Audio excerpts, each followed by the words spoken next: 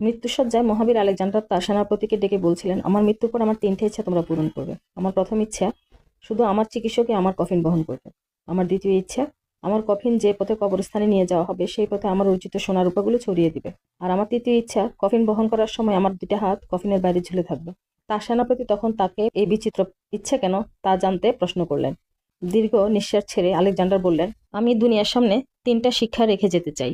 প্রথম শিক্ষা হচ্ছে, আমার চিকিৎসকের কফিন বহন করতে এই কারণে বলেছি যে যাতে লোক বুঝতে পারে চিকিৎসকরা কোনো মানুষকে সারিয়ে তুলতে পারে না, তারা ক্ষমতাহীন আর মৃত্যুর থাবা থেকে রক্ষা করতে অক্ষম। আর দ্বিতীয় ইচ্ছা, কবরস্থানের পথে আমার অর্জিত সোনাদানা ছড়িয়ে যেতে বলেছি, এই জন্য সোনাদানার একটা কোনো আমার সঙ্গে যাবে না। এগুলো পাওয়ার জন্য সারাটা জীবন ব্যয় করেছি, কিন্তু নিজের সঙ্গে কিছুই নিয়ে যেতে পারছি না। মানুষ বুঝুক এসবের পেছনে ছোটা সময়ের অপচয় মাত্র।